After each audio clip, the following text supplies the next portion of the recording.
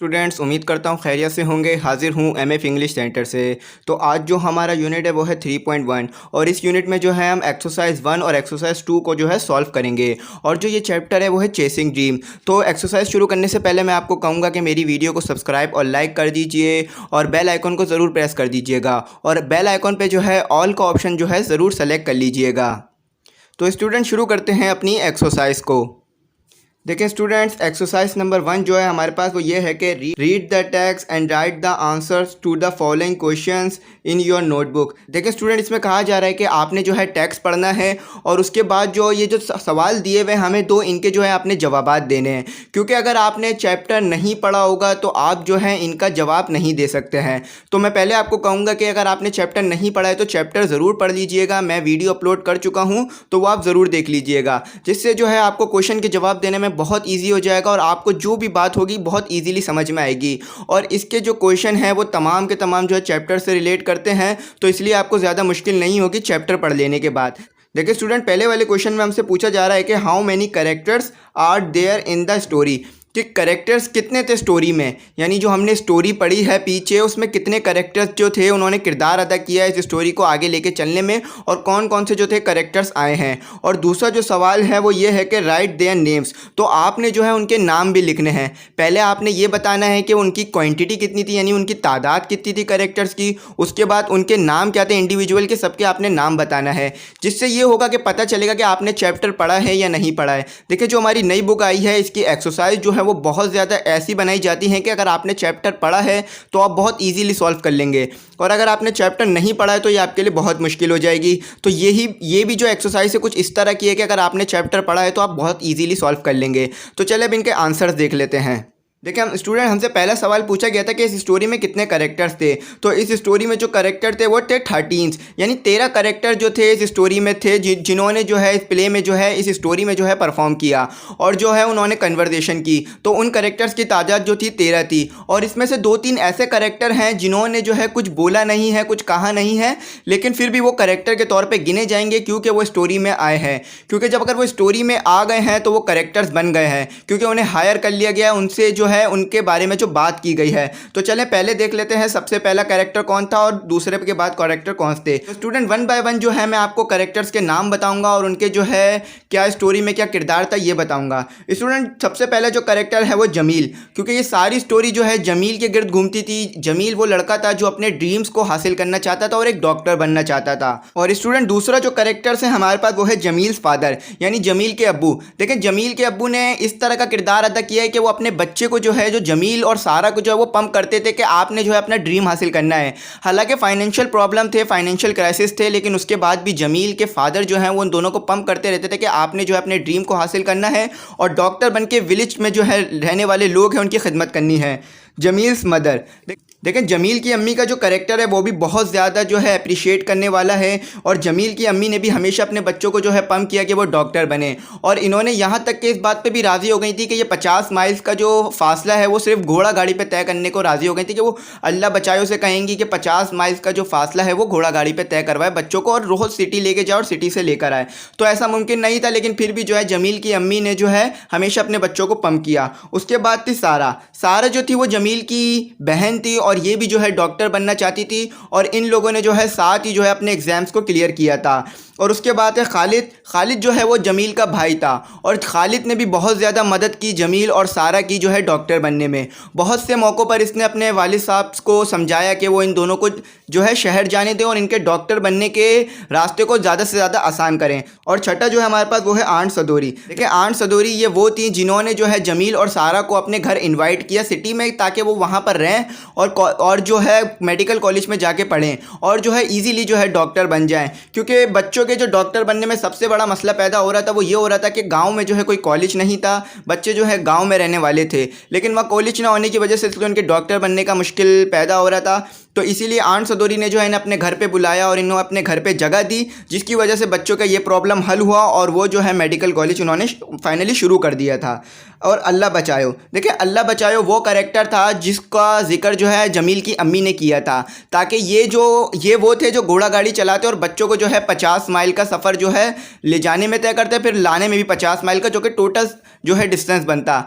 तो जमील और सारा के सिटी जाने के बाद जो है फिर अल्लाह बचायो की ज़रूरत नहीं पड़ी कि वो उन्हें रोज़ 50 माइल लेके जाए और 50 माइल लेकर आए। तो अल्लाह बचायो का जो तो किरदार था बस वो यहीं तक था कि उनका जिक्र हुआ। देखें स्टूडेंट्स, हमारे पास 8वां कैरेक्टर जो है वो है अंकल सरमद। देखें अंकल सरमद वो शख्स थे जिन्होंने अपनी जान दे दी थी लास्ट ईयर। क्यों? क्योंकि ये जो है इन्हें फ़ौरन जो है हॉस्पिटल नहीं पहुँचाया जा सका था और एमरजेंसी ना होने की वजह से, बड़ा हॉस्पिटल ना होने की वजह से गाँव में जो है अंकल सरमद का जो इंतकाल हो गया था। तो जमील ने जो अंकल सरमद का नाम एग्जाम्पल के तौर पे इस्तेमाल किया था अपने अब्बू को समझाने के लिए कि अगर यहाँ पर एक अच्छा हॉस्पिटल नहीं बनेगा और अच्छे डॉक्टर नहीं होंगे तो लोग इसी तरह अपनी जान देते रहेंगे। तो अंकल सरमद का भी कोई किरदार ऐसा नहीं था इसमें कि उनका जो है कोई रोल था, सिर्फ उनका जो नाम है एज एन एग्जाम्पल इस्तेमाल किया था जमील ने। उसके बाद थे अंकल नूर अली। देखें अंकल नूर अली वो शख्स थे जब जमील जो है डॉक्टर बन गया था तो जमील ने जो है इन्हें एडवाइस दी थी, ना अब आपने आलू खाने हैं, ना आप अपने चावल खाने हैं, ना आपने राइस लेनी है। तो अंकल नूर अली ने भी जो है जमील की बात को जो है एक्सेप्ट कर लिया था। तो अंकल नूर अली जो थे इस स्टोरी में जो थे वो जमील के जो हैं वो पेशेंट थे। ये एज अ पेशेंट जो है इस स्टोरी में आए तो इन्होंने जो है एक पेशेंट का किरदार अदा किया। देखिए 10वां जो है हमारे पास वो है अल्लाह डीनू। अल्लाह डीनू वो है जो कि जमील का असिस्टेंट था और जो है जो पेशेंट आते थे उनको जो है अपॉइंटमेंट देता था जमील की, कि जब जमील फारिग हो तो उन्हें वो भेजा करता था डॉक्टर के पास, जमील के पास। तो अल्लाह डीनू का जो यहाँ करेक्टर था वो एक असिस्टेंट के तौर पर था जो कि जमील को असिस्ट करता था। तो उम्मीद करता हूँ आपको समझ में आया होगा। अब 11वां जो करेक्टर है और 12वां जो करेक्टर है, देखें इनके नाम इस्तेमाल नहीं हुए हैं, सिर्फ जो है एक जगह पर जो है इनका जो है जिक्र किया गया था, वो भी जो है स्टोरी के बिल्कुल आखिरी में किया गया था। फर्स्ट चाइल्ड ऑफ सारा, सेकंड चाइल्ड ऑफ सारा। देखें ये 2 बच्चे थे जो कि इंतज़ार कर रहे थे सारा का अपने घर पर और सारा के आने का कि वो उनकी अम्मी कब आएंगी हॉस्पिटल से। देखें जमील जो है सारा को लेकर दूसरे गांव चला गया था दूसरे लोगों को एग्जामिन करने के लिए। तो ये जो बच्चे थे इंतज़ार कर रहे थे अपनी अम्मी का, तो इनके भी ऐसा कोई डायलॉग जो है, इन दोनों के भी जो है कोई डायलॉग जो है शामिल नहीं थे स्टोरी में। जैसे अंकल सरमद के डायलॉग शामिल नहीं थे और अल्लाह बचायो के डायलॉग शामिल नहीं थे, इस तरह इन दोनों बच्चों के भी कोई डायलॉग शामिल नहीं थे, लेकिन इनका जिक्र किया गया था। 13वां और आखिरी कैरेक्टर जो है वो है जमील्स वाइफ, यानी जमील की बीवी का है जो कि इंतज़ार कर रही थी उनका लंच पर, क्योंकि जमील जो है दूसरे गांव जाने की वजह से देर आया था और देर से लंच करने आया था। तो जमील की वजह से बाकी घर वालों ने भी लंच नहीं किया था। तो ये वो कैरेक्टर था जिसने जमील को जो है लंच के लिए इन्वाइट किया था और इनकी बात सुन के जमील जो है बहुत हैरान हुआ था। तो उम्मीद करता हूँ ये आपको 13 के 13 कैरेक्टर समझ में आ गए होंगे और मैंने इन कैरेक्टर्स को डिफ़ाइन भी कर दिया है कि कौन सा कैरेक्टर कब आया था और कौन से कैरेक्टर ने क्या रोल पेश किया था। देखिए बहुत से कैरेक्टर ऐसे हैं जिनका जिक्र हुआ है लेकिन उन्होंने कोई डायलॉग नहीं कहा है और ना ही कुछ कहा है, तो इसीलिए जो है इन दोनों बच्चों को भी शामिल किया जाएगा कैरेक्टर में, क्योंकि इनका भी सिर्फ जिक्र हुआ, इन्होंने भी कुछ कहा नहीं। जब ऊपर वाले कैरेक्टर्स को जैसे अंकल सरमद को शामिल किया जा सकता है और अल्लाह बचायो को शामिल किया जा सकता है बगैर कोई डायलॉग बोले हुए कैरेक्टर के तौर पर, तो ऐसे इन दोनों बच्चों को भी जो है बगैर कोई डायलॉग बोले हुए कैरेक्टर के तौर पर शामिल किया जाएगा, क्योंकि ये स्टोरी में आए हैं और इनका कहीं ना कहीं जिक्र हुआ है। तो उम्मीद करता हूँ ये आपको समझ में आ गया होगा। अगर स्टूडेंट्स आपकी कोई क्यूरी हो, डिफ़िकल्टी हो हमारे कोचिंग से मुताल्लिक या सिलेबस से मुताल्लिक या इंग्लिश से मुताल्लिक, तो व्हाट्सएप नंबर जो है स्क्रीन पर आ रहा होगा, तो आप जो है हमसे कांटेक्ट कर सकते हैं। तो चलें स्टूडेंट इसी के साथ जो है अपनी एक्सरसाइज नंबर 2 भी कर लेते हैं। Read the text and find out who said the following words, compare your answer with your partner. देखिए स्टूडेंट इसमें कहा जा रहा है कि ये जो आपको वर्ड्स दिए हुए हैं ये फाइंड करना है कि किसने कहे हैं। तो अगर आपने, फिर कह रहा हूँ, चैप्टर पढ़ा होगा तो बहुत इजी होगा फाइंड करना, और अगर आपने नहीं चैप्टर पढ़ा है तो ये केमिस्ट्री से भी ज़्यादा मुश्किल है कि किसने कौन से लफ्ज़ कहे हैं, क्योंकि आपको पता ही नहीं होगा कि किसने कौन से लफ्ज़ कहे हैं अगर आपने चैप्टर नहीं पढ़ा होगा। तो अगर आपने चैप्टर नहीं पढ़ा है तो एक बार चैप्टर ज़रूर पढ़ लीजिएगा। 10-15 मिनट की वीडियो है तो आप ईजिली जो है चैप्टर पढ़कर ये सब कुछ सॉल्व कर सकेंगे। तो स्टूडेंट चले देख लेते हैं कि कौन से लफ्ज़ किसने कहे। स्टूडेंट पहला जो हमें वर्ड्स दिया हुआ है, यानी पहला जो हमें सेंटेंस दिया हुआ है वो ये दिया हुआ है कि you don't seem okay, let's have dinner then we will talk about it. देखिए स्टूडेंट ये वाला जो जुमला है, जो ये वाला सेंटेंस है वो जमील के फादर ने कहा था। जब जमील के फादर ने जमील को इतना अपसेट देखा तो जमील के फादर ने ये वाला जुमला कहा था कि अभी चलो खाना खाते हैं, फिर बाद में जो है हम बात करेंगे कि क्या मसला है। तो उम्मीद करता हूँ ये आपको समझ में आया होगा। अगर आप चाहें तो इसे, इन सेंटेंस को जो है वो देख सकते हैं, बिल्कुल एज इट इज़ ये पिछले पेजों पे कोट है, चैप्टर में कोट हुआ है। तो चलें दूसरा पढ़ लेते हैं। दूसरा क्या है हमारे पास। स्टूडेंट दूसरा जो सेंटेंस है हमारे पास वो ये है कि only man have to worry about earning for their families. देखिए स्टूडेंट, ये बात जो है जमील ने कही थी, और ये बात उसने जब कही थी जब सारा ने जो है जमील से कंप्लेंट किया था कि तुमने मुझे क्यों नहीं बताया अपने रिजल्ट के बारे में, मैं फ़िक्र कर रही थी। तो उसने ये बात जो है सारा को कह दी थी सबके सामने, क्योंकि वो गुस्से में था। तो उम्मीद करता हूँ ये आपको समझ में आया होगा। अब अपना तीसरा सेंटेंस देख लेते हैं, वो किसने कहा था। देखें स्टूडेंट, तीसरा जो सेंटेंस है हमारे पास वो ये है कि we don't get education only for earning money. देखें स्टूडेंट, ये बात जो है वो खालिद ने कही थी।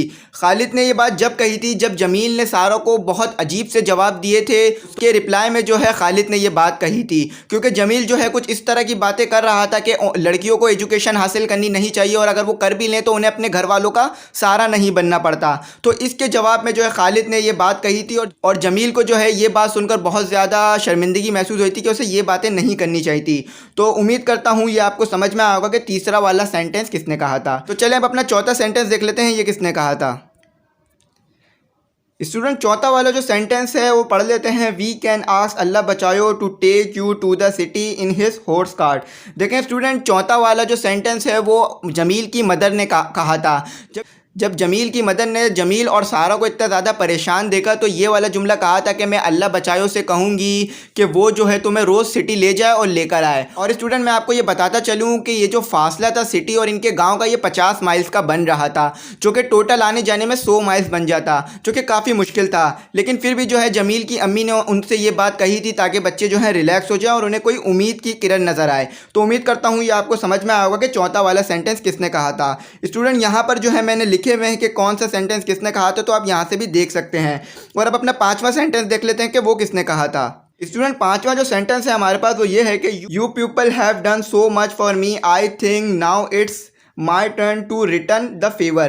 देखें स्टूडेंट, ये वाली जो बात है वो आंट सदोरी ने कही थी, क्योंकि आंट सदोरी जो है ये सारी कन्वर्सेशन सुन रही थी जमील के अब्बू के दरमियान और जमील के अम्मी के दरमियान की। तो जब उन्होंने ये सारी कन्वर्सेशन सुनी और सारे मामले को जब वो समझ गई तो उन्होंने ये वाली बात कही कि उन्होंने फिर कहा था कि अब जो है मेरी बारी है आप लोगों के लिए कुछ करने की, क्योंकि आप लोगों ने मेरे लिए बहुत कुछ करा है। तो इसीलिए जो है ये बात जो है आंट सदोरी ने कही थी। और आंट सदोरी वो कैरेक्टर हैं जिनके घर पर जो है जमील और सारा जो है सिटी में जाकर रहे थे। स्टूडेंट, छठा वाला जो सेंटेंस है वो देख लेते हैं हम। Can I really go and study in the city. देखें स्टूडेंट, ये वाला जो सेंटेंस है वो सारा ने कहा था। जब सारा ने आंट सदोरी की बात सुनी थी तो बच्चे, जमील और पूरे घर वाले जो हैं बहुत खुश हो गए थे, क्योंकि मामला जो है काफ़ी हद तक सॉर्ट आउट हो गया था। और सारा ने जो है ये बात जो है खुशी में आके कही थी कि क्या वाकई ही हम सिटी में जा सकेंगे और वहाँ पर पढ़ सकेंगे। तो स्टूडेंट, ये वाला जो सेंटेंस है वो सारा ने कहा था। चलें अब स्टूडेंट अपना सातवां देख लेते हैं। सातवां हमारे पास क्या सेंटेंस दिया हुआ है। स्टूडेंट, सातवां जो सेंटेंस है हमारे पास वो ये है कि जमील कैन गो बट सारा should stay here and help her mother. देखें स्टूडेंट, ये वाली बात जो थी वो जमील के फादर ने कही थी, क्योंकि जमील के फादर जो है फाइनेंशियली बहुत ज़्यादा स्ट्रॉन्ग नहीं थे। उन्हें लगता था कि वो सिर्फ एक का ही खर्चा उठा सकते हैं, मेडिकल कॉलेज का, जमील का। तो इसीलिए उन्होंने कहा था कि जमील को चले जाना चाहिए और सारा को यहाँ रुकना चाहिए, अपनी अम्मी की हेल्प करनी चाहिए। तो ये बात सुन के जो है सारा जो है काफ़ी डिसअपॉइंट हो गई थी और काफ़ी उदास हो गई थी। लेकिन फिर आखिरी में जो है खालिद की वजह से, खालिद के समझदारी की वजह से जो है सारा और जमील दोनों के दोनों जो है मेडिकल कॉलेज चले गए थे। तो उम्मीद करता हूँ आपको समझ में आया होगा कि सातवां किसने कहा था। तो चले अब अपना आठवां देख लेते हैं। आठवां सेंटेंस हमारे पास क्या है। स्टूडेंट, आठवां जो सेंटेंस है हमारे पास वो ये है कि okay son, I will follow your advice. देखिए स्टूडेंट, जब जमील और सारा जब 12 साल बाद डॉक्टर बन गए थे तो उसके बाद जो है उनका जो सबसे पहले पेशेंट का जिक्र किया गया वो पेशेंट जो थे अंकल नूर अली थे। और अंकल नूर अली को जो है जमील ने एडवाइस की थी कि अब आपने ना आलू खाने हैं, ना चावल खाने हैं, ना शुगर लेनी है। तो उसके रिप्लाई में जो है अंकल नूर अली ने कहा था कि ओके बेटा, मैं जो है आपकी जो एडवाइस है, यानी जो आपकी जो राय है, इस पर अमल करूँगा।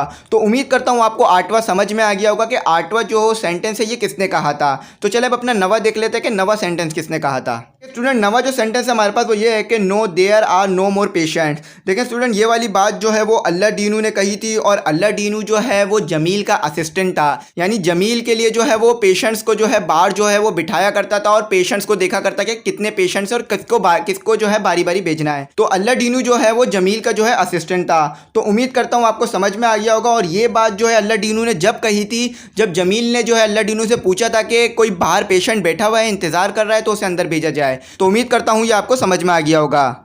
स्टूडेंट 10वां जो और आखिरी सेंटेंस जो है हमारे पास वो ये है कि come on let's have lunch. देखें स्टूडेंट, ये वाला जो सेंटेंस है वो जमील की वाइफ ने कहा था, और जमील की वाइफ ने ये जब कहा था जब जमील जो है अपने काम से वापस आ गया था, और पेशेंट्स का जो एग्जामिन करने के बाद जब वो वापस घर आ गया था तो जमील की वाइफ ने जो है ये बात कही थी। और जमील ने इसके रिप्लाई में कहा था कि क्या अभी तक आप लोगों ने लंच नहीं किया, तो सबने जवाब दिया था कि नहीं, हमने अभी तक लंच नहीं किया है। तो उम्मीद करता हूँ ये आपको समझ में आया होगा। मैंने आपको खुल के बता दिया है कि किसने कब कौन सी बात कही थी, तो आपको आसान रहा होगा समझ में आने में। और फिर भी अगर आप देखना चाहें कि ये वाले सेंटेंस कहाँ लिखे हैं तो आप चैप्टर पढ़ सकते हैं, और उसके बाद इन सेंटेंस को जो है एक एक करके आइडेंटिफाई कर सकते हैं चैप्टर के अंदर ही, क्योंकि ये वर्ड टू वर्ड ही जो है बिल्कुल चैप्टर में लिखे गए हैं, और आपको जो है कहने वाले का जो नाम है वो भी आगे लिखा हुआ मिल जाएगा। तो स्टूडेंट, उम्मीद करता हूँ आपको एक्सरसाइज 1 और एक्सरसाइज 2 समझ में आ गई होगी, और इंशाल्लाह आने वाली वीडियो में नेक्स्ट एक्सरसाइज को करेंगे। तो स्टूडेंट, आखिरी में कहूँगा कि वीडियो को सब्सक्राइब और लाइक ज़रूर कीजिएगा, और चैनल को जो है दूसरे बच्चों तक ज़रूर शेयर कीजिएगा, और बेल आइकन को भी प्रेस कीजिएगा। और स्टूडेंट, अगर आपकी जो है कोई क्यूरी हो हमारे कोचिंग से मुताल्लिक, और अगर इस नई बुक से मुताल्लिक या कोई भी इंग्लिश से मुताल्लिक, तो आप जो है हमें व्हाट्सएप पे जो है कांटेक्ट कर सकते हैं। नंबर जो है वो स्क्रीन पर आ रहा होगा। तो थैंक्स फॉर वॉचिंग।